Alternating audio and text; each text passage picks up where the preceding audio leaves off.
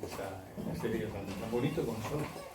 Señor, estamos en tu presencia y, cómo no, Señor, hemos venido en esta tarde, en esta mañana, a alabarte, a bendecirte, a glorificar tu nombre, Señor, no puede ser de otra manera. Te damos gracias porque hace buen día, hace sol, podemos compartir, estamos aquellos que tenemos que estar y queremos pedirte que tú nos bendigas en esta mañana, que podamos escuchar tu palabra, poder compartir ideas, compartir los pensamientos que tenemos, para que sea de edificación, Señor. Gracias por todo ello, bendice también al cocinero, con esa paella tan buena que nos está preparando, Señor, y ayúdanos, Señor, en esta mañana a tener una buena comunión contigo. En el nombre de Jesús, amén. Amén. Muchas gracias, José.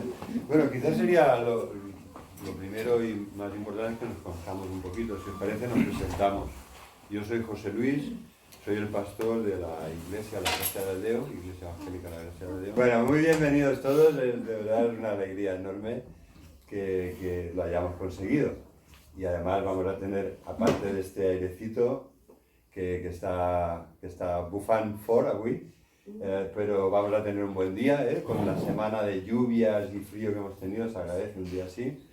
Y me gustaría hablaros hoy del matrimonio según su inventor. Así que vamos a ir al manual, al libro de referencia, que es obligado, que es la palabra de Dios. Y me gustaría empezar con unas notas actuales, ¿no? De una reflexión, ¿dónde estamos? Estamos en el año 2021, el estado de salud del matrimonio, ¿qué tal? ¿Qué tal? ¿Cómo lo veis? Pues la verdad es que no muy bueno, no muy bueno. Nosotros, mi esposa nos ha acompañado, pero tiene que hablar unos temas, se tenía que ir su hermana y tienen que hablar unas cuestiones porque sus padres están en una situación de dependencia y está acabando de comentar esto con ella. Además, a mí me tiene como que, ya sabe lo que pienso del matrimonio, mi mujer, después de 40 años. Digo, no te preocupes, si te pierdes algo, luego lo pillas enseguida. Bueno, la verdad es que nosotros nos casamos hace 39 años. Y cuando yo reflexiono en ese momento, no es tanto tiempo, bueno, sí es mucho tiempo, pero a mí no me lo parece porque nos vamos haciendo mayores y no nos damos cuenta, o sea, pensamos que siempre estamos igual. Y la cosa es que cuando analizo qué ha pasado con el matrimonio estos 40 años, es impresionante. Es impresionante. En mi época se casaba todo el mundo, los más progres también. Todo el mundo se casaba. ¿Qué pasa hoy? No, esto no es así, ¿verdad? Esta situación ha cambiado de forma muy grande. Además de que hay muchos menos matrimonios, se rompen muchos matrimonios. O sea, la estadística, grosso modo, esto pasa en Europa, en casi todos los países es igual. Yo tengo las estadísticas de Francia y las de España coinciden. Más o menos es de cada 3 matrimonios hay uno que se rompe. Y en las zonas de grandes ciudades, zonas metropolitanas muy urbanitas, la proporción llega de cada matrimonio, de cada 2 matrimonios se rompe uno. O sea, llega al 50%. Yo creo que esto ahora ha cambiado. La tendencia, ya sabéis, ha cambiado. ¿Por qué? Pues la tendencia es natural. O sea, las nuevas generaciones, los jóvenes de ahora, los que están entre 20 y 30 años, se van a vivir juntos, un poco antes, un poco después. Cuando se conocen y llegan a un acuerdo, se van a vivir juntos. Y en todo caso, quizás se plantearán ser pareja de hecho cuando lo necesiten, es decir, cuando requieran beneficiarse de alguno de los derechos que esto conlleva, o quizá cuando llegue algún hijo, entonces se plantearán pues ser pareja de hecho o casarse, pero de entrada se van a vivir juntos, sin más, ¿no? Y esto para ellos es lo más natural y sociológicamente, socialmente está completamente integrado y bien aceptado, todo el mundo lo entiende. ¿Por qué? Porque aunque nosotros no pensemos igual, cuando lo hacen tus hijos o lo hacen tus nietos, pues llega un momento que dices, bueno, pues oye, no está mal, ¿no? Algo que quizá tú por convicciones estabas en contra, pero cuando lo ves que eso ha pasado en tu casa, pues llega un momento que lo integras tú también, ¿no? Aunque no cambies de opinión, pero lo integras como algo que es así, que pasa y que esta es la práctica actual. Entonces, como os decía, la pareja de hecho, que es una figura que prácticamente tiene los mismos derechos que el matrimonio, se lo plantearán cuando lo necesiten.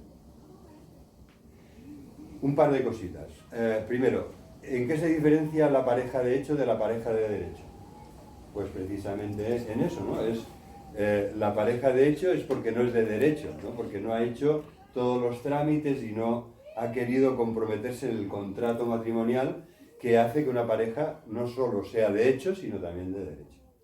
Y después otra cosa, que esto está empezando a ser tan especial, ¿no? El hecho de que una pareja se plantee casarse para convivir, está siendo ya tan especial, tan raro, de que yo he vivido esa experiencia de que los jóvenes de 20 años dicen, ¿cómo?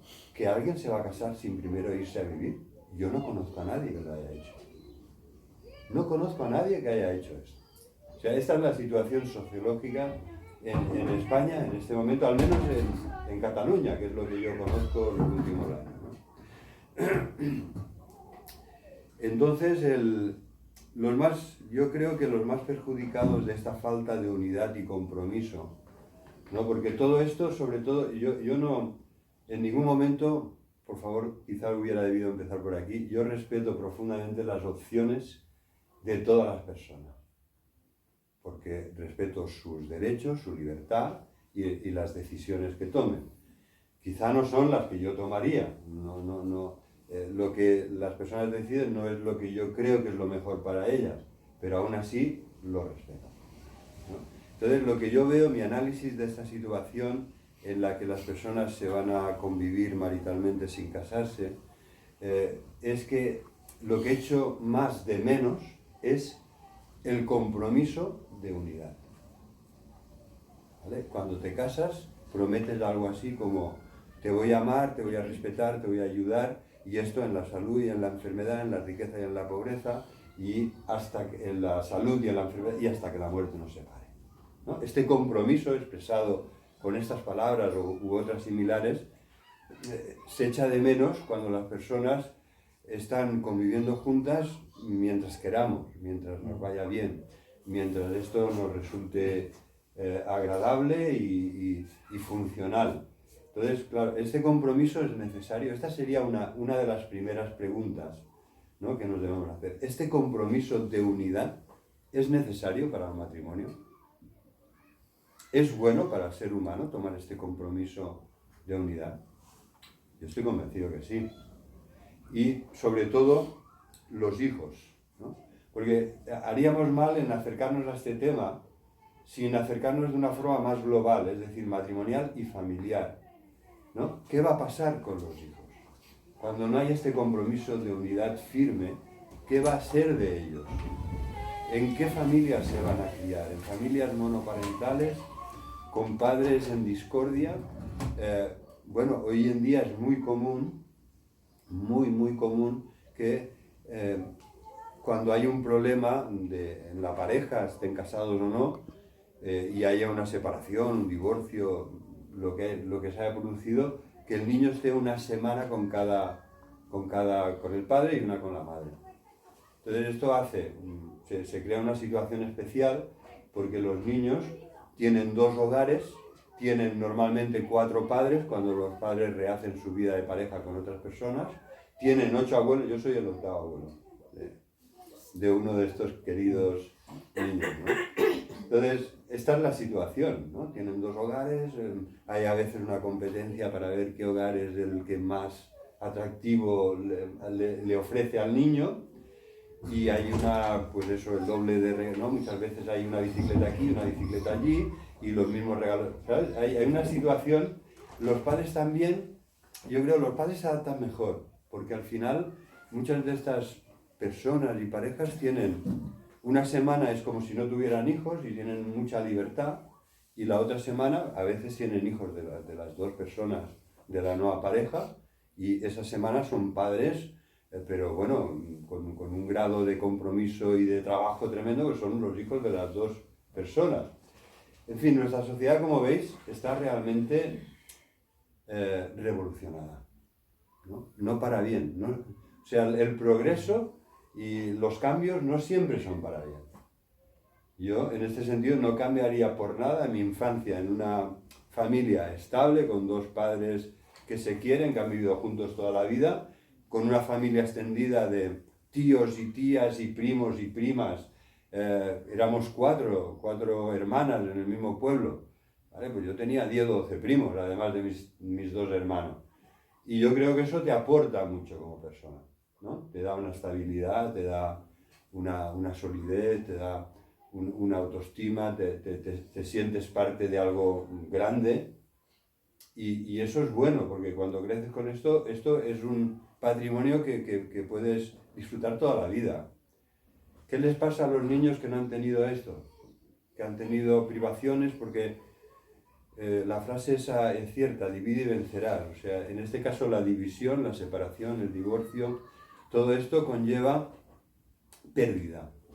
Pérdidas para la pareja en primer lugar, porque es realmente duro y doloroso, pero también pérdidas para la familia, para los hijos. Es mucho más difícil mantener dos hogares que uno. Es complicado.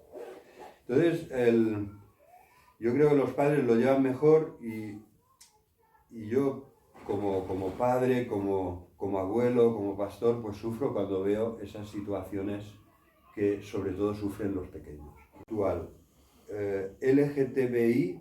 O sea, esta es la situación actual. Lesbianas, gays, a ver si no me confundo, transgéneros y transexuales, bisexuales, ¿cómo? Intersexuales. El Q es queer, en inglés. Queer. ¿Qué es eso? Vale, esto quiere decir personas que no saben demasiado bien. No se identifican con ningún género. Un día se sienten de una manera y el otro día había en un parque una conversación entre adolescentes y fulanito, no sabe lo que es, un día es gay, el otro día es un machote, el otro día no sabe lo que es queer. Y entonces el plus es porque aquí no hemos acabado, O sea, hay un signo más, aquí no hemos acabado. Entonces, realmente nuestra sociedad está huyendo a toda velocidad de lo que vamos a comentar hoy, que es el matrimonio y la familia según su inventor, ¿no? Que es algo que nos va a ayudar, porque es como querer utilizar un complejo electrodoméstico sin leerte el manual de instrucciones. Bueno, pues seguramente algunas de las funciones no las vas a saber utilizar bien. Pues quizá te sales adelante con lo básico, pero si quieres sacar un buen rendimiento, tienes que conocer bien el manual de instrucciones del inventor, del fabricante, ¿no? Que te explica todo detalladamente. Bueno, hoy he aprendido que yo soy cisgénero, seguramente como vosotros. Cisgénero. Cisgénero. O sea, cisgénero es, quizá te lo dicen como un insulto alguna vez, cuidado. Pero yo soy eso, porque te identificas con el género que has nacido. Qué mal. Cisgénero. Bueno, pues después de esta nota actual, vamos a pasar a ver qué dice la palabra de Dios, qué dice el que concibió al ser humano, el matrimonio, la familia. ¿Qué nos dice la palabra de Dios? Mirad, hay una frase en Génesis, abres la Biblia y te la encuentras ahí, que es, no es bueno. Es una frase muy rara, porque hasta aquí siempre es, y era bueno, ¿no? Lo que Dios había hecho era bueno. Y era bueno en gran manera, en gran medida, era una cosa excelente. Y entonces llega un momento que en el capítulo 2 llegamos a un punto que aparece esta frase que es muy enfática, no es bueno que el hombre esté solo. Y es la única nota negativa que encontramos en estos dos capítulos. Todo lo demás es sumamente bueno, excelente, positivo. Pero no es bueno. O sea, Dios contempló una situación que era Adán, el hombre masculino, que estaba solo y dijo, no es bueno. Me tiene a mí, pero necesita algo más. Tiene a los animales, ¿no? Y lo he puesto por encima de todos ellos y él les ha nombrado, es decir, Adán dio nombre a los animales, lo cual indica una posición de autoridad y de sabiduría sobre ellos. Pero aunque tenía todo esto, tenía un paraíso, tenía a todos los seres vivos que Dios había creado allí bajo su autoridad en ese sentido, pero no es bueno que él esté solo y no tenga una compañera. Porque el ser humano es un ser social. Necesitamos convivir. La soledad es buena, algún momento, algunos días quizá. La soledad nos ayuda a reflexionar, quizá a mirar dentro de nosotros mismos o a buscar a Dios. Pero la soledad como estilo de vida es muy mala compañía. La soledad es muy mala compañía. Porque somos seres sociales. Necesitamos amigos, necesitamos familia y sobre todo necesitamos ese compañero o compañera que nos complementa de tan buena manera. Y esto es, no es bueno que el hombre esté solo, viene seguido de una solución. Dios dijo, le haré una compañera, una ayuda idónea, alguien que sea su vis a vis para que él pueda realmente entrar en la experiencia del amor y la comunicación al más profundo nivel. Y ese es el plan de Dios, ¿no? Y por lo tanto, cuando nos apartamos, como vemos que nuestra sociedad, quizá no estáis de acuerdo conmigo, disculpadme, pero yo cuando os he dado esas pinceladas de cómo estamos, en el punto actual que estamos ahora, estamos como a kilómetros de lo que Dios plantea que es bueno para el ser humano. Hay muchas personas solas, que están solas porque no pueden encontrar una compañía, porque se han quedado mayores, se han quedado solos por separación, divorcio o viudedad, o porque quizás ha sido su opción, ¿no? de quedarse solos, y como hoy en día es tan fácil, relativamente fácil tener parejas momentáneas, quizás no se han dado cuenta, se han hecho muy mayores y ahora ya no hay tampoco parejas momentáneas en su vida, ¿no? El Dios Todopoderoso que ha creado todas las cosas y seres vivos llegó a la conclusión de que no era bueno que el hombre estuviera solo y le creó una compañera. Entonces vamos a ver, había una ausencia que era tremenda, vital, ¿no? Era una necesidad vital que no estaba cubierta.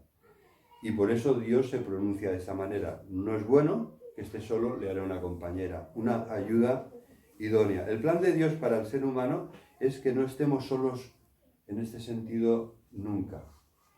Me refiero, cuando pienso en la eternidad, el plan de Dios es que estemos viviendo como familia, como la gran familia de Dios, como miembros, hijos e hijas de la gran familia de Dios, y que vivamos así por toda la eternidad, ¿no? Y es allí donde encontraremos nuestra más plena realización como seres humanos. En la eternidad, viviendo en familia, con nuestros hermanos y hermanas, con nuestro Padre, con nuestro hermano mayor, Señor y Salvador Jesucristo, y con el Espíritu de Dios que nos llena a todos. Así acaba la Biblia en Apocalipsis 20 y 21. El diseño de Dios para el matrimonio. Mirad, vamos a considerar afirmaciones que hace la palabra de Dios. Esta primera parte va a ser un poco teológica. Voy a intentar resumirla. Pero la segunda va a ser mucho más práctica. La primera parte tiene que ver con esta frase, que es la primera que encontramos. Son 2 versos de la Biblia del primer capítulo de Génesis, es decir, la primera página de la Biblia. Y dice así: Dios había creado todo, el mundo en el que vivimos, todo, la tierra, la puso en orden, las aguas, la energía, el sol, la luna, las estrellas, todo estaba ya funcionando perfectamente, armonizado por el poder y la sabiduría de Dios. Creó los animales, primero las plantas, después los peces, después las aves, y por último de todo, y los animales terrestres. Y siempre Dios decía, y vio Dios que era bueno, ¿vale? Por ejemplo, hizo Dios los animales de la tierra según su género, y ganado según su género, todo animal que se arrastra sobre la tierra según su especie, y vio Dios que era bueno. Y entonces el versículo siguiente dice, entonces dijo Dios, hagamos al hombre a nuestra imagen y semejanza. Y señoré en los peces del mar, las aves de los cielos, en las bestias, en toda la tierra y en todo animal que se arrastra sobre la tierra, ¿no? Nos pone arriba de todo, no para que usemos y abusemos de la creación de Dios, sino para que la cuidemos, para que la mantengamos, para que mantengamos el orden y la armonía con la que Dios la ha creado. Ya veis que también en este área hemos hecho todo lo contrario, ¿no? ¿Qué estamos haciendo con este mundo que Dios nos ha dado? Entonces dijo Dios, hagamos al hombre a nuestra imagen y conforme a nuestra semejanza, y que señoree sobre todo lo creado. Versículo 27, y creó Dios al hombre a su imagen, a imagen de Dios lo creó, ¿no? Es muy enfático, lo repite.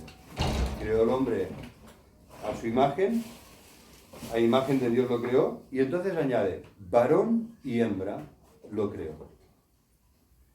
¿Vale? Entonces esto es, fíjate, aquí vamos a unir dos conceptos teológicos muy importantes. Uno es que hemos sido creados a imagen de Dios. El pecado, la maldad, el egoísmo, el orgullo, ¿verdad? ¿Visteis el vídeo que enviaron ayer de Pablo Moto? Como, ¿no? Pues miradlo, en el grupo de la iglesia, es muy interesante. No me hubiera imaginado nunca a Pablo Moto hablando así, ¿eh? Pero el análisis que él hace del mundo en el que vive él, tal como lo ve él, ¿no? Que es una persona muy conectada, es, ostras, qué mal estamos, ¿no? Y dice algo muy interesante, dice, ¿qué mal estamos? Porque somos malos. O sea, no es que estamos mal porque la cosa está mal y me ha contagiado a mí, no, la cosa está mal porque yo he contagiado mi maldad, mi egoísmo, mi orgullo, mi falsedad al mundo en el que vivo, ¿no? Aporto, en ese sentido, lo que aporto al mundo puede no ser bueno. Y en la mayoría de los casos no es bueno. Sí que es verdad que hay personas ejemplares, admirables, hay personas transformadas por la gracia de Dios. La gracia de Dios que llega incluso a veces a personas que no le conocen bien, pero la gracia común de Dios es tan grande, llega, ¿no? Hace salir el sol sobre justos e injustos. Y da la lluvia para que la tierra sea fértil para justos e injustos y nos da el alimento que necesitamos, ¿no? Entonces, la conclusión era impactante escuchar lo que decía, porque no nos hacemos, ¿no? De que sea tan realista y tan lúcido en el análisis que hace de cómo está el mundo en el que vivimos. Y coincide plenamente en muchas cosas con el análisis que hace la palabra de Dios, por ejemplo, en Romanos capítulo 1. ¿No? Es una situación que dices, ¿cómo puede ser que Pablo escribiera esto hace 2000 años mirando al mundo greco-romano y que yo lo leo hoy y es lo que veo en Barcelona? Es así, ¿no? Con los mismos problemas que nos acucian hoy. Es así de la palabra de Dios de vigente y de pertinente en su mensaje, ¿no? Entonces aquí vamos a conectar dos cosas muy importantes, y es que hemos sido creados a imagen de Dios, pero el pecado, la maldad, el egoísmo, el orgullo, la falsedad, todo lo malo, lo negativo que hay en nosotros y en el mundo en el que vivimos, desdibuja la imagen de Dios en el ser humano. Esa imagen está ahí, no la hemos perdido, pero el pecado la empaña, no se ve claramente esa imagen. Ese es el primer concepto. El segundo concepto es el tema de que la imagen de Dios está relacionado con la única distinción que hace Dios entre los seres humanos. Dios solo hace una distinción. Cuando habla de animales, de peces, de plantas, de aves, de animales terrestres, hay según su clase, según su género, según su especie. Cuando habla del ser humano, lo que dice es que ha sido creado a imagen y semejanza de Dios, y solo hay una distinción. A ver si sabéis cuál es. Pues es la distinción que el mundo se empeña en borrar. Hombre-mujer. ¿Vale? Esta es la única distinción que hay. Es una distinción sexual, querida por Dios. Este es el diseño de Dios para el ser humano. Y como seres humanos necesitamos entender y mantener esta distinción. Porque no somos iguales. Por supuesto, físicamente no somos iguales, pero tampoco a todos los otros niveles. No somos iguales. No somos idénticos. Entendedme bien en el sentido, somos iguales en dignidad, en inteligencia, en muchas otras cosas positivas, pero hay unas diferencias sexuales que van mucho más allá de lo físico, que van también a lo psicológico. Hay un libro muy gracioso que os recomiendo, a veces piensas que puede ser cristiano y todo el autor, y se llama Ellos son de Marte y ellas son de Venus, que tiene toda una colección de libros sobre esto, sobre las diferencias, interesante. Entonces vamos a reflexionar en esto. En primer lugar, el hecho de haber sido creados a imagen de Dios constituye un enorme privilegio y una gran responsabilidad. Pero es un privilegio enorme. Y la única diferencia, como os decía, es la sexual. La asociación de la imagen de Dios y la diferencia sexual muestra que tanto el hombre como la mujer participan y son hechos a imagen de Dios. Los dos, hombre y mujer. En hebreo es ish, el hombre, el varón, isha. Se añade para la terminación femenina, se añade la terminación a, con una h final, en muchas palabras hebreas, ¿no? Entonces, la Biblia habla del hombre tan sencillo como ish, isha. El hombre, la mujer. Es lo mismo, ¿vale? La raíz es la misma, pero hay un masculino y un femenino, ¿vale? Hay un hombre y una mujer, varón y hembra. La única distinción que Dios hace. Y ambos participan del privilegio de ser imagen de Dios. Esto que nos parece, dirá, claro que sí, todo es así, es normal, son iguales en dignidad, en valor, en inteligencia, en derechos. Claro que sí, pues no tan claro que sí siempre, porque lo que ahora tenemos muy claro nunca ha estado claro. Nunca ha estado claro. El que lo ha dejado claro es Dios y su palabra, pero el ser humano, cuando entró el pecado, hubo un enseñoreamiento del varón sobre la mujer y una cierta clase de dependencia de la mujer hacia el varón a causa del pecado, a causa seguramente del uso y abuso de la fuerza, y esto ha sido así desde el principio. Y las sociedades, por ejemplo, en la sociedad greco-romana, ¿no?, que es el contexto donde se escribe la parte del Nuevo Testamento de la Biblia, la mujer era de segunda categoría. Estaba quizá un poco por encima de los esclavos. Pero era muy mal considerada. Aristóteles, el gran sabio griego, decía que la mujer era de otra naturaleza. Y por supuesto que era inferior al hombre. Esto Aristóteles, que era el hombre más sabio de su época, ¿eh? Y esto ha quedado en la sociedad greco-romana, funcionaban así. Los judíos que tenían la revelación de Dios era más matizado, pero aún así era una sociedad muy patriarcal y no habían entendido bien el mensaje de Dios en esto precisamente, ¿no? Todo judío, ¿sabéis? Cuando se levantaba por la mañana hacía una oración y decía: gracias, Señor, pues no soy un perro pagano como nosotros. Quizá no lo decía con esta palabra tan fuerte, pero goim en judío, en hebreo, es una palabra que tiene un sentido peyorativo, ¿eh? Goim, los otros, los paganos, ¿eh? Los no judíos. Entonces el judío decía: gracias porque no soy pagano, gracias porque no soy esclavo y gracias porque no soy mujer. O sea que las mujeres no hacían la misma oración, ¿eh? Una oración que, como veis, se ha prolongado hasta la modernidad. O sea, esto está cambiando ahora, pero no ha cambiado mucho. Yo me he criado en una sociedad muy machista. La palabra más famosa del español, más internacional del español, ¿sabéis cuál es? Macho. Fiesta y paella, o sea que... Estas son las tres palabras más importantes. Hombres. Cuando viene un guiri aquí, tú le dices: I no understand, I no speak Spanish. Le dices: fiesta. Dice: ¿dónde hay que ir? ¿Verdad? Lo ha entendido inmediatamente. Y le dices: fiesta con paella. ¡Guau! Entonces ya, y la otra palabra, cuando nosotros vivimos en Francia, la palabra machismo en francés era macho, que es como pronuncian ellos la palabra macho. Ya sabéis que el francés acentúa la última sílaba. sé de macho, decían, es un machista, sé de macho, es una palabra que habían adoptado del castellano. Entonces, como os decía, la palabra de Dios establece esta igualdad en dignidad, en valor, en inteligencia, en que tenemos ambos, hombres y mujeres, el privilegio de ser creados a la imagen de Dios. Y también hay que entender bien la analogía que hay entre la eterna comunión. Cuando llegamos aquí y leemos, dijo Dios, hagamos al hombre a nuestra imagen.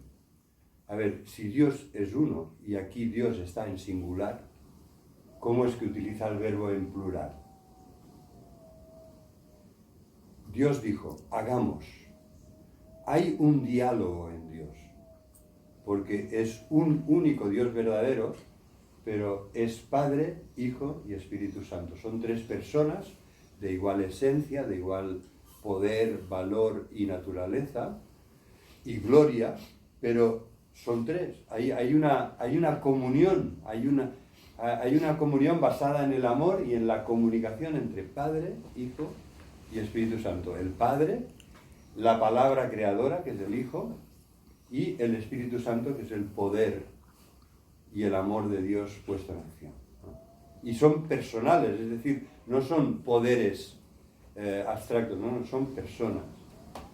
Bueno, es uno de los grandes misterios que no llegamos nunca a entender del todo, pero así es como habla la Biblia de Dios, y así lo recibimos, ¿no? Y entonces esta comunión que hay en Dios se traspasa. Por eso dijo Dios, no es bueno que el hombre esté solo, porque mientras Adán estaba solo, no podía haber este diálogo con un tú a tú, con un igual, hasta que tuvo su compañera, la mujer que Dios le dio y que sería la madre de los hijos de sus hijos, ¿no? Entonces hay ese diseño y propósito de Dios de que el hombre fuera como Él, ¿no? Que los hombres fuéramos como ellos, y que la plenitud la alcanzáramos no en la soledad y en el aislamiento e individualidad, sino en la comunión hombre-mujer como seres iguales pero complementarios, iguales pero diferentes sexualmente y complementarios, ¿no? Yo doy muchas gracias a Dios, lo mejor que me ha pasado en la vida es conocer a Eva, y si soy mejor de lo que creo que sí, un poquito he mejorado. Si soy mejor, pues es en gran medida gracias a ella, ¿no? Porque, bueno, somos muy diferentes y muchas cosas a mí me han costado entender y me han costado cambiar y empezar a hacer, pero al final en muchas cosas le tengo que dar la razón, en algunas no, ¿eh? Bueno, esto lo digo así valientemente porque no está aquí. No, ella ya lo sabe. No, incluso después de 40 años, 39, ¿cuánto hemos de aprender todavía a convivir, a comunicarnos, a conocernos el uno al otro, a respetarnos, ¿no? ¿Cuánto todavía? ¿Cuánto me queda todavía? Y en ese sentido, es bonito ver que la plena realización del ser humano solo se da en este ámbito espiritual en el cual nos relacionamos con Dios gracias a la obra de Jesucristo y por medio del Espíritu, pero también nos podemos relacionar con otros en este amor que Dios nos da, y que esto encuentra su máxima expresión en el amor entre un hombre y una mujer que se aman y que van a formar una familia juntos. Entonces, la imagen de Dios, en primer lugar, quisiera destacar lo que os he dicho, repaso, el enorme privilegio que tenemos de haber sido creados a su imagen y a su semejanza, y que esto es extensivo a los dos, hombre y mujer, sin ninguna diferencia, ¿no? Los dos sexos tenemos el mismo privilegio, dignidad y valor, ¿no? Y que el hecho de reconocernos imagen de Dios es por una parte un reconocimiento agradecido de un privilegio enorme, pero también tiene unas enormes responsabilidades. Siempre pasa así, ¿eh? Grandes privilegios, grandes responsabilidades. Y entonces el tema es que el ser imagen de Dios nos tendría que ayudar a ser humildes, porque la imagen no es lo original, ¿vale? Entonces, en este sentido, si queremos realmente vivir plenamente nuestra identidad y nuestra dignidad como humanos a imagen de Dios, debemos hacerlo en humildad. Y debemos intentar reconocer que nuestra procedencia es Dios y que debemos ir a Él a buscar esta comunión y sabiduría que Él nos da en su palabra y en nuestra relación con Él, y que también reconocer nuestra procedencia implica dependencia de Dios, ¿no? Yo le necesito. O sea, deberíamos llegar a este punto de no pensarnos tan sabios, tan listos, tan potentes, tan capaces, tan independientes, tan autónomos, sino reconocer que el ser humano, creado a imagen de Dios, necesita a Dios y tiene que estar en comunión con Él para desarrollarse plenamente como ser humano.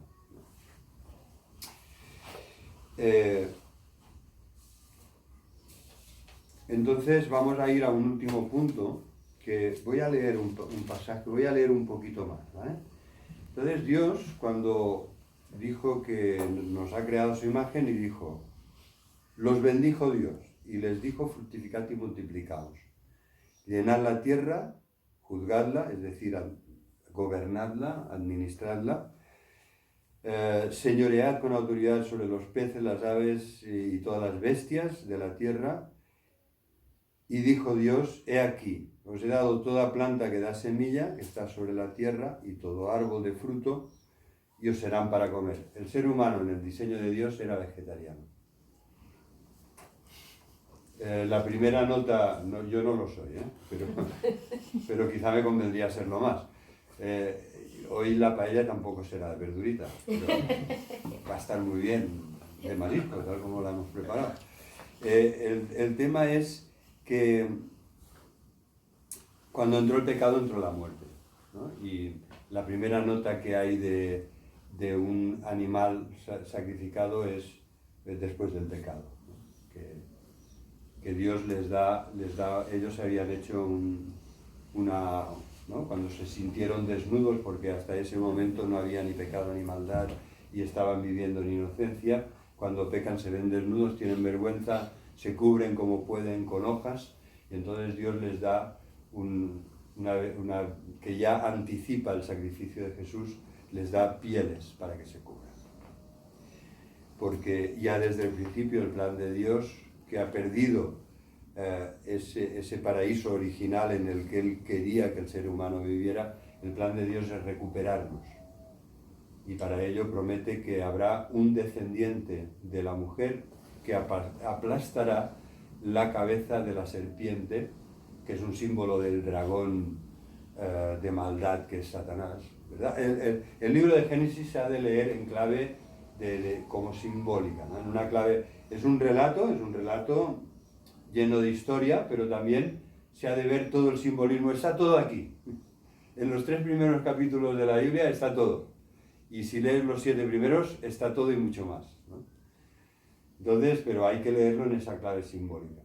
Y ya desde el principio el pecado nos separa de Dios, nos aliena, va a traer enfermedad, muerte, dominación, rivalidad, va a traer el asesinato fratricida de Caín contra Abel, pero también Dios ya quiere solucionar, quiere reparar el daño que está haciendo el pecado y ya tiene su plan, que es el Cordero de Dios, preparado desde antes de la fundación del mundo para salvarnos, para quitar el pecado del mundo, para salvarnos y para perdonarnos. Bien, entonces en cuanto a esto, yo lo he leído porque de entrada la bendición de Dios es fructificad y multiplicaos, llenad la tierra con hijos. ¿Vale? Entonces también, ahora me gustaría que nos planteemos, porque esto también es imagen de Dios. Dios es uno, pero son 3. Y Dios ha creado el mundo tan lleno de riqueza y de belleza en el que vivimos. Entonces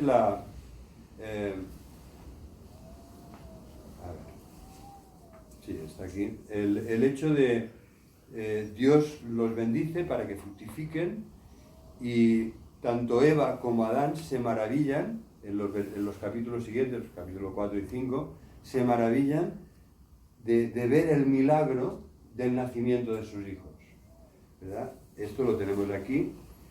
Conoció a Adán, conocer es un eufemismo de las relaciones íntimas entre un hombre y una mujer. Conocer en hebreo tiene este significado de conocimiento en intimidad y profundidad, ¿no? Conoció a Adán a su mujer Eva, la cual concibió y dio a luz a Caín, y dijo, por voluntad de Dios, he adquirido varón, he recibido un hijo, y lo dijo maravillada. Así también lo dice Adán cuando dice el capítulo 5, recapitula, y dice, varón y hembra Dios creó al ser humano, los bendijo y llamó el nombre de ellos Adán, porque Adán es un nombre genérico para humanidad, además del nombre propio del primer varón. Y entonces dice, y vivió Adán 130 años y engendró un hijo a su semejanza, conforme a su imagen, y llamó su nombre Set. Después de la muerte de Caín matando a Abel, vuelven a tener un hijo y le llaman Set. Y entonces, si os lo habéis fijado, utiliza el mismo lenguaje de Dios en la creación del ser humano.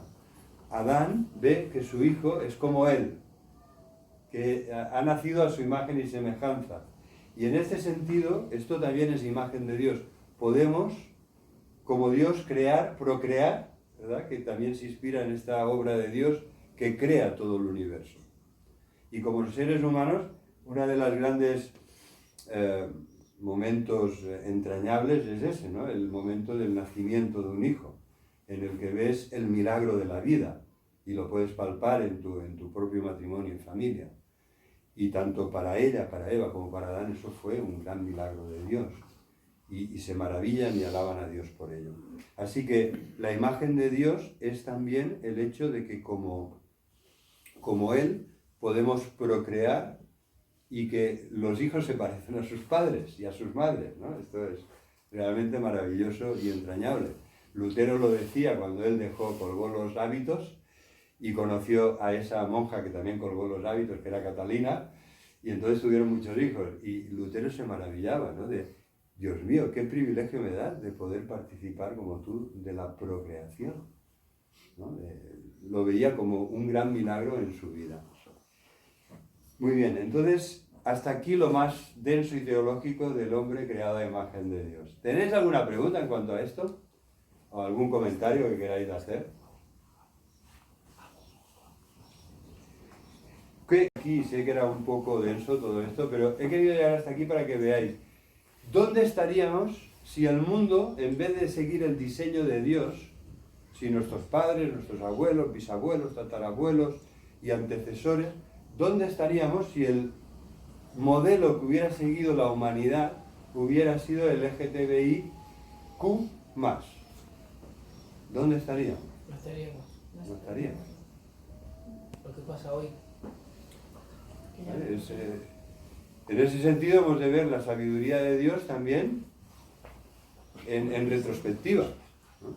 En retrospectiva, Dios ha mantenido estos principios, cosas muy evidentes y muy naturales, no hay nada más natural que esto, pero nuestra sociedad no quiere ir por aquí, muchos no quieren ir por aquí. Y hoy en día es complicado, sí, hoy en día es complicado, es posible, es complicadísimo. Nosotros conocemos un médico que venía a dar clases con Eva de francés y es anestesista en una clínica de estas que hacen estética, ¿no? Y trabajaba muchísimas horas. Y entonces él nos habló, porque en esa clínica hacían muchas operaciones de cambio de sexo. Yo no lo sabía, nunca me había interesado en los detalles, pero él nos da detalles y dice, esto son operaciones muy complejas, con mucho riesgo, con muchas posibilidades de que no salgan bien, con muchísimas horas de quirófano, con muchísimas horas de anestesia. ¿Y sabéis lo más fuerte? Que muchas de estas operaciones las hemos pagado todos. También los que no estamos de acuerdo. ¿Vale? Las hemos pagado porque en algunas de las comunidades autónomas del Reino de España estaban subvencionadas por la Seguridad Social, ¿no? Entonces, bueno, yo como os decía al principio, respeto las decisiones y la libertad de mis compatriotas y de todo ser humano, pero en algunas cosas no estoy de acuerdo. Y no estoy de acuerdo en pagar eso. Prefiero que ese dinero vaya a ayudar a los que realmente lo necesitan para comer el pan nuestro de cada día. Perdona, que habías pedido la palabra, ¿verdad? Sí, quería comentar una cosa. La hija de... Para mí es otra hermana. Para mí es mi sobrina. Hoy se llama Hugo y tiene 18 años. Se llama Hugo desde hace 2 años. Ella no decidió eso. Gracias, Renato. Y lo peor de todo es que no me acuerdo cómo se llama. Porque ya he asumido su nombre como Hugo. Estaba intentando recordar su nombre y no lo recuerdo. Y para mí es mi sobrina. Vive en Australia desde hace ya la crisis. Desde el 2011 se fueron a vivir a Australia para buscarse la vida, porque no era fácil vivir allí. Y esa niña tan bella decidió que no podía vivir siendo mujer y que necesitaba psicológicamente ser un hombre porque es como ella se sentía por hombre. Para sus padres no fue nada fácil, para sus tíos no fue nada fácil. Simplemente quería poner eso. Sí, muchas gracias, Gerardo. Muchas gracias. Todo nuestro cariño y respeto. Yo tengo muchos amigos y amigas que han tomado opciones homosexuales o de otro tipo y mantengo mi amor y respeto hacia ellos. No estoy de acuerdo, pienso que no han tomado una decisión sabia, pero eso no quiere decir que el amor y el respeto va siempre por delante de todo lo demás. Entonces, bueno, es un tema que en nuestra sociedad, por eso decía, bueno, en un sentido yo me alegro que no se filme, porque te ganas muchos enemigos. Simplemente por repetir lo que entendemos que dice la Biblia en cuanto al diseño y propósito de Dios para el ser humano en su relación de pareja, ¿no? Relaciones de pareja. Muy bien, entonces, si me permitís, voy a continuar. Vamos a ver qué hora es. Vale. Entonces me gustaría continuar con lo que es el texto principal de la Biblia, con mucha diferencia, que nos habla del matrimonio según Dios. Este texto lo encontramos aquí en Génesis capítulo 2 y lo vamos a encontrar 4 veces en el Nuevo Testamento. 2 veces lo va a citar Jesús cuando habla del matrimonio y del divorcio, y otras 2 veces lo va a citar Pablo, porque realmente es el texto de referencia para todos, ¿no? Y es el diseño de Dios para el matrimonio, está aquí. Bueno, como sabéis, hay un relato muy poético de cómo Dios crea a la mujer de una costilla de Adán, de la costilla porque, ¿no? Dice, bueno, no la cogió ni de la cabeza para que la mujer no se enseñoreara sobre el hombre, ni la cogió de los pies para que fuera humillada y pisoteada. La cogió del costado porque está cerca del corazón, la cogió de esa zona de debajo del brazo para que fuera protegida y la cogió pues eso, para que fuera amada bien cerca del corazón. Y para que sea, la cogió de un lado para que sea nuestra compañera y andemos hombro a hombro los dos. Entonces, dicho esto, que es un acercamiento poético a la cuestión del matrimonio, el texto de referencia es el siguiente. Por lo tanto, dejará el hombre a su padre y a su madre, se unirá a su mujer y serán una sola carne. Este es el texto. Estos son los principios de Dios para el matrimonio, para toda época y para toda cultura y todo lugar. Entonces, con los años ha habido una influencia cristiana muy fuerte en nuestra sociedad durante muchos siglos y como veis el contrato matrimonial se ha desarrollado mucho más y tiene muchos más derechos y responsabilidades y es una cosa mucho más compleja, ¿no? Pero esto lo han hecho los hombres en su deseo de darle una forma jurídica, de que tenga derechos y responsabilidades y de que estos sean expresados. Pero me maravilla la sencillez de la palabra de Dios. Deja a tu padre y a tu madre, únete a tu mujer y sé una sola carne. Así de sencillo, así de rápido, así de claro.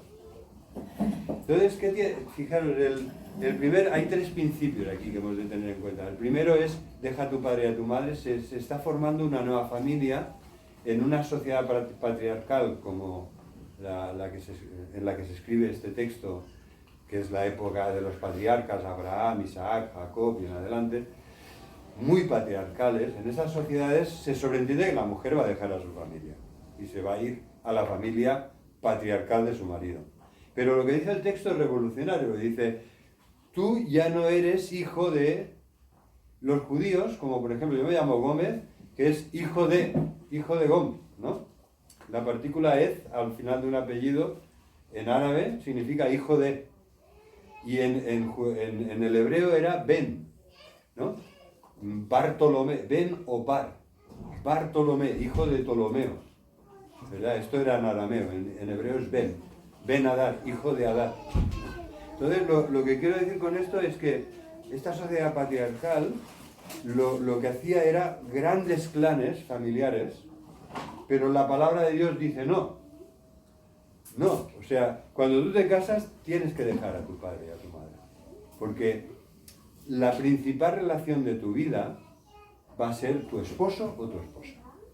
Y eso no quiere decir abandonar a los padres, eso no quiere decir dejar de honrar a los padres, pero sí quiere decir dejar de obedecer a los padres. ¿Vale? Honra a tu padre y a tu madre es un mandamiento con promesa que tienes que mantener vivo en tu vida toda la vida. Pero hay algo nuevo que es más fuerte que la relación que tú tenías con tus padres, que es tu relación matrimonial. Además, ¿conocéis el caso de la mejor suegra del mundo? Un consejero matrimonial que predicó en una boda me lo explicó y decía, mira, era la mejor sin duda, yo los conocía bien, la mejor suegra del mundo, buena cristiana, amable, inteligente, servicial. Era tan buena suegra que un poco más y rompe el matrimonio de su hija, ¿no? Porque claro, siempre estaba allí ayudando. Se casó su hija, pero ella no cortó el cordón umbilical, estaba ahí, a todo, lo que hiciera falta, siempre disponible, siempre presente. Entonces hay que ir, esto tiene que ver con el principio, ¿no? Hay que tener en cuenta que una nueva relación más importante, que requiere más nuestro tiempo, atención y buena voluntad, se crea en nuestra vida cuando nacemos. Segundo principio, vamos a centrarnos un poco más en esto, ¿no? Dice, se unirán, dejará a su padre y a su madre y se unirá a su mujer. Y la mujer se unirá a su marido. Se unirán. ¿Cuál es la cola más fuerte para unir algo? Yo, con el tiempo... El carpintero. El amor. El amor. Muy bien, ha sido al final. Pero el cianocrilato, ¿verdad? Yo tengo en casa colas de diferentes intensidades, son muy peligrosas, ¿eh? Por si alguna te cayera en el ojo, Dios mío, eso es terrible, ¿no? A veces no os ha pasado, he enganchado algo y se me han quedado los dedos así y digo, que te arrancan la piel, la tiras, ¿eh? Hay que ir con sumamente cuidado y paciencia a ver si... ¿no? Y con productos o con unirse, la palabra que utiliza, ¿sabéis cuál es? Tanto en hebreo como en griego, porque estos textos se repiten 4 veces en la vida de Jesús y Pablo, pues es la palabra cola, ¿no? Es el verbo encolar. El hombre y la mujer se adhieren el uno al otro, se encolan, ¿no? Se juntan con un pegamento muy fuerte, que es el amor. Y se crea un vínculo muy fuerte y muy doloroso, igual que cuando te queda el dedo con el cianocrilato. Cuando una pareja rompe, hay una tremenda ruptura y dolor y sufrimiento. Porque hay algo muy fuerte que se ha creado con los años, ¿no? Y en ese sentido vamos a hablar un poco del amor. Espero que esto nos inspire a todos. De una manera u otra nos pueda ayudar. Vamos a ver. Aquí no lo faré. No, hola, vamos a pulgar.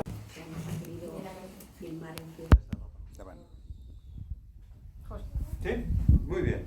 Pues vamos a hablar del segundo principio para todo matrimonio que debemos tener muy en cuenta, pero que es un principio que es mucho más extensivo que el ámbito del matrimonio. Porque el amor es fundamental en toda relación humana. El amor es lo que realmente llena de significado las relaciones humanas y las hace ricas y fructíferas.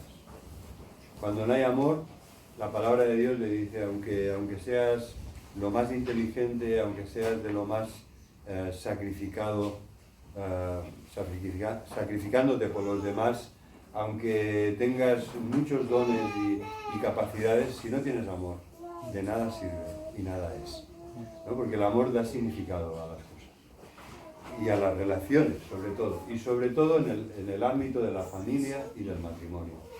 Así que hay 4 palabras que hablan de diferentes clases de amor. El amor en la Biblia es una de las palabras más importantes. Dios es amor. El amor resume toda la Biblia. Ama a Dios con toda tu alma, con todo tu corazón, con toda tu mente, con todas tus fuerzas. Es el principal mandamiento. Pero hay otro que es semejante en importancia, es ama al prójimo como a ti mismo. Amaos los unos a los otros, como yo, dice Jesús, como yo os he amado a vosotros. Ese es el nivel, el modelo de amor, es el amor de Jesús sacrificándose por nosotros, muriendo por nuestros pecados para salvarnos, para ofrecernos el perdón. Así que, en primer lugar, vamos a hablar de este amor de Dios, el amor ágape. Esa es la palabra que se utiliza, ágape. Es un amor que se sacrifica, es un amor altruista, que busca el bien del otro, que está centrado en las necesidades. Es el mejor antídoto contra el egoísmo, el amor ágape, el egoísmo que tantas relaciones ha destruido.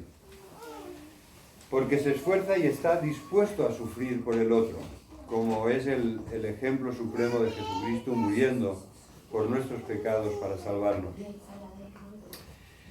Hay otra clase de amor que se parece mucho, que es el amor fileo.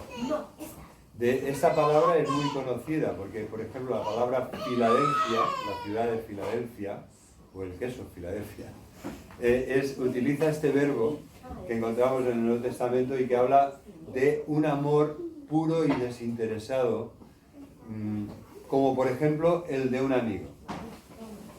Un amigo que te quiere, que te aprecia de verdad, ¿no? De una forma que quiere tu bien, que se sacrifica por ti, ¿no? Que cuando estás pasando un mal momento, encuentra tiempo para escucharte y para animarte y consolarte y ayudar.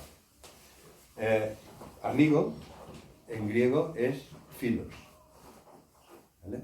El verbo es phileo, ¿no? Amar, y es un amor que se aplica a Dios, ¿eh? En el Nuevo Testamento el amor phileo se aplica a Dios también. El otro es todavía más impresionante, ágape, ¿no? Insiste más en que amas no porque el otro lo merezca. Tu amigo seguramente lo merece, pero el amor de Dios nos ama aunque nosotros no lo merecemos, aunque estemos enemistados con Él y seamos pecadores y rebeldes y levantemos el puño en contra de Dios. Entonces, la palabra beso, ¿verdad? El beso es una expresión de amor.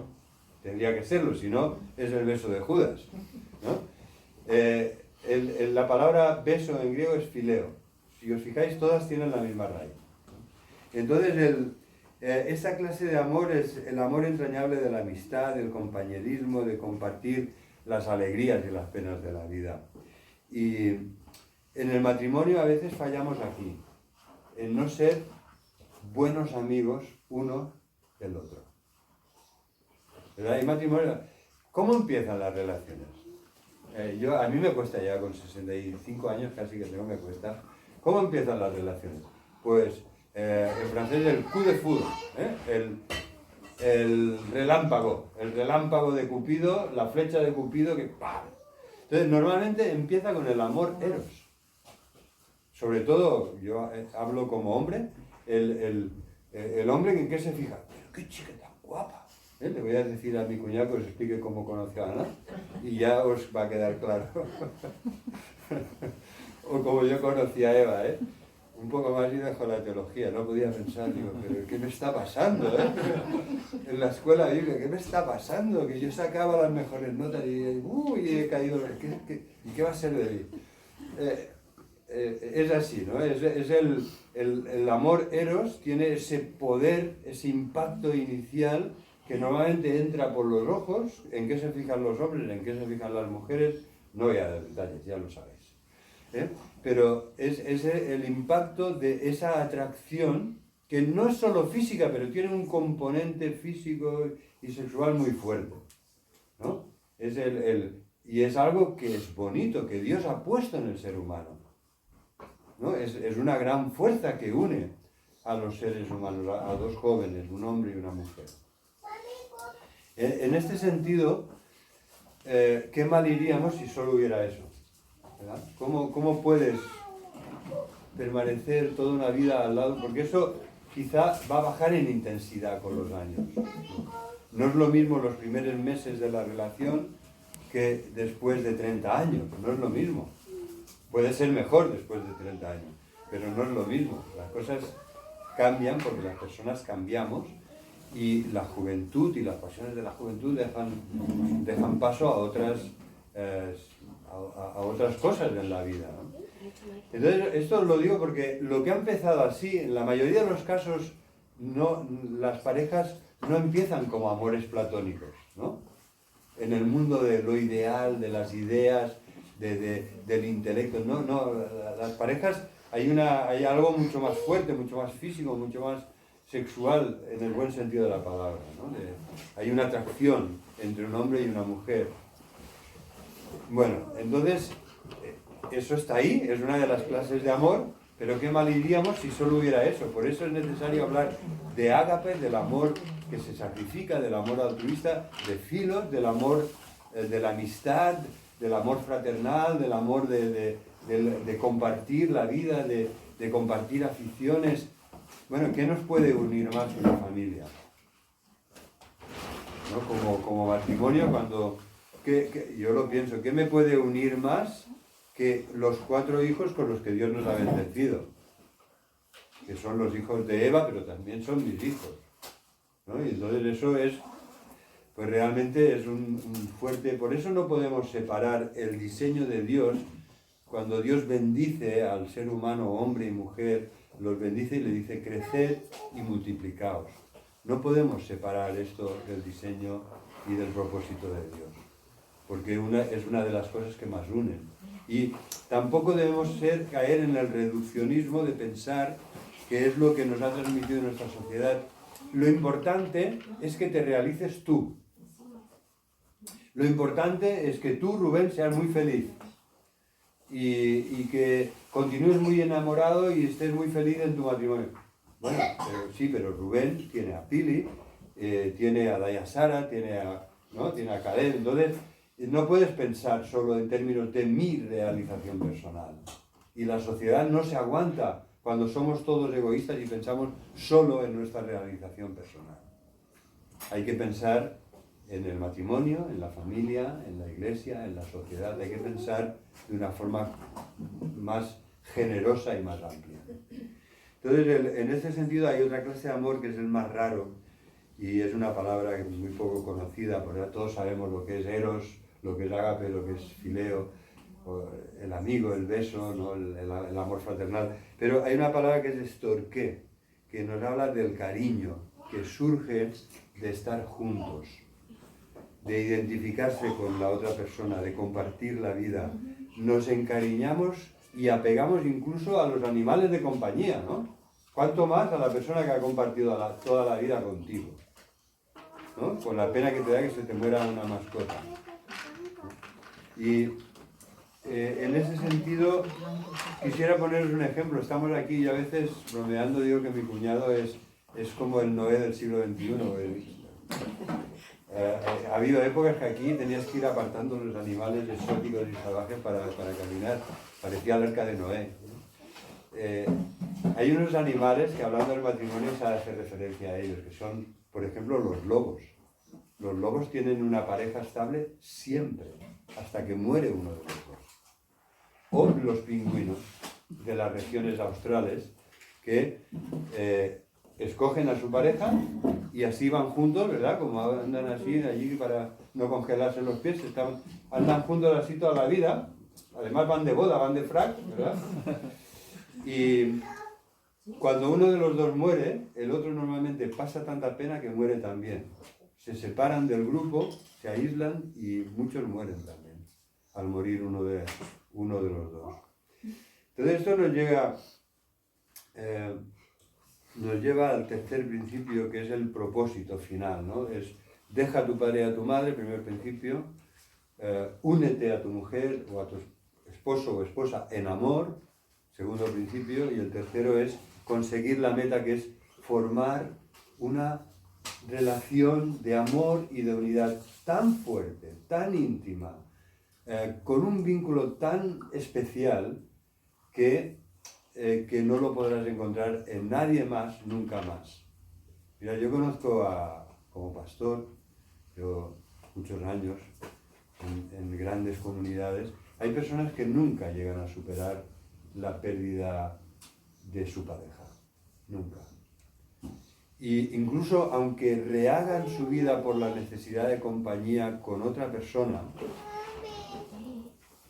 la foto de su vida no es la segunda, que es a veces también esto es duro, ¿eh? La foto de su vida no es la segunda esposa o esposo, sino aquel con el que compartió toda la vida, ¿no? Porque hay algo que ya es insustituible, o sea, hablan por lo menos de 3 años para levantar cabeza, ¿no? Psicológicamente está estudiado. Hasta los 3 años tú no vas a poder volver a vivir la vida solo de una forma más o menos normal. Entonces, esta unidad es la meta del matrimonio, ser una sola carne. Esto, por supuesto, que habla, ¿no? Es la imagen de las relaciones íntimas, pero es mucho más que esto. Ser una sola carne no es la unión de cuerpos, es llegar a ser uno solo, ¿no? Una unidad preciosa, profunda, fuerte, que realmente transmita esa unidad y amor que hay en Dios, Padre, Hijo y Espíritu Santo, al mundo en el que vivimos. Y yo creo que es vital, estoy concluyendo, que es vital este compromiso de amor para alcanzar esta unidad. Pero permitidme que diga ahora algo muy práctico pensando en nosotros. A ver, esto puede ser muy mal entendido. ¿Cómo yo lo he visto de cerca y lamentablemente no es poco frecuente. Cuando dos personas se casan y establecen ese vínculo tan fuerte de unidad, en amor, de convivencia, de familia, ¿qué pasa cuando uno de los dos tiene una personalidad muy fuerte, arrolladora? ¿Qué sucede? Está diciéndonos la palabra de Dios que en la unión del matrimonio una de las dos personas se come a la otra, anula su personalidad y al final se acaba imponiendo y diciendo lo que hay que hacer, cómo hay que pensar, cómo hay que vivir y tomar todas las decisiones. De ninguna manera. De ninguna manera. Estamos llamados a crear un matrimonio y una familia en la cual tú te pones al servicio y para ayudar a la otra persona a ser la mejor persona posible, conservando su propia identidad, su libertad y su esfera, ¿no? ¿Verdad? En una ocasión estaba en una boda, fue la primera y única vez que me han dejado hablar en un juzgado, que me han dejado dar una predicación pastoral cristiana en un juzgado. Y entonces cuando acabó, se levantó el juez y me dijo: siento decir que no estoy de acuerdo con lo que ha dicho este señor. Por favor, digo, ¿se habré dicho? ¿Cómo me metió la pata? ¿Cómo habré podido meter la pata? Y dice, sí, porque, claro, él ha dicho que hay una mutua pertenencia. Y aquí nadie pertenece a nadie, ¿no? Está todo la cuestión de género aquí, toda la cuestión de maltrato de género, de que el hombre pueda ejercer autoridad sobre su mujer, a veces de la inversa. Y entonces el juez dijo, uy, esto lo están filmando, esto no puedo consentir que haya hecho alguna referencia a la mutua pertenencia, porque nadie pertenece a nadie, somos libres, podemos casarnos y descasarnos y hacer lo que queramos, ¿no? Y nadie pertenece a nadie. Bueno, el libro de Cantar de los Cantares, que lo recomiendo porque es la oda al amor entre un hombre y una mujer, pues habla de eso, de mutua pertenencia, y yo por eso inocentemente lo dije así. Muy bien, pues esto era lo que quería compartir con vosotros, ¿no? De que procuremos que en el matrimonio no acaparar, no monopolizar, no dominar, no ayudar a la otra persona a ser mejor persona y a ser ella. Y eso implica siempre darle su espacio y su libertad, ¿no? Y bueno, en esto quizá en algunas iglesias cristianas les dirían: oye, pues esto, la Biblia dice del marido es la cabeza, la mujer que se someta. Claro que sí, lo dice la Biblia, amén. Pero hay que entenderlo bien, y ese no es el tema de hoy, así que aquí me paro. Muy bien. Así que por favor, ahora con toda libertad, pues podéis preguntar o comentar. Yo preferiría más que comentéis que preguntéis. Así que con toda confianza tenéis la palabra. Y también acordaos de que el coloquio que habíamos planteado para después de la comida, en cuanto a qué temas os interesa y pensáis que sería bueno tratar más en profundidad, pues ahora iremos tomando nota. Uy, yo me he dejado el boli en el coche. Si alguien me deja el boli, o Rubén, ¿tú podrías tomar nota de los temas que salgan, por favor? Sí. Muchas gracias. Juntos de esta comunión en este lugar, y muchas gracias también por estos alimentos.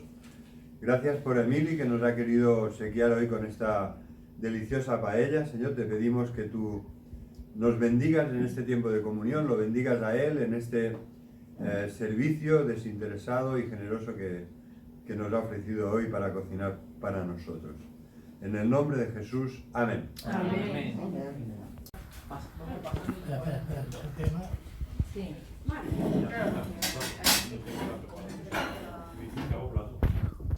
Pero hay platos de sobra. Poneros detrás ¿eh? de la... ¿Un plato más? Pilar,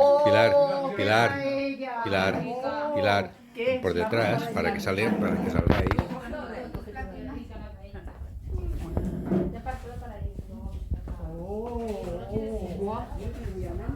¿Qué pinta? José Luis, venga. ¡Wow! ¡Vaya paella! Emily, muchas gracias, un aplauso. ¡Vaya paella! ¡Vaya gambones! Sí, sí, buenísimo. ¿Qué pinta? Ahí hay platos. Venga. Ya nos fijaremos luego. Bueno, y una mala Emily, ¿eh? Es que si no, una obra de arte sin el artista... Póngase que se la haga con él. ¿Todas están igual? Ah, todas tienen. Sí, todas están igual. Pensaba que no. Sí, todas están hechas igual. Pero está muy suave, ¿eh? ¡Oh, qué paella! Muchas gracias. Yo no le he puesto Muchísimas mucha gracias. cosa. Vaya pinta, vaya pintaza. ¡Guau! Señores, paella. ¿Ya tenéis? Venga.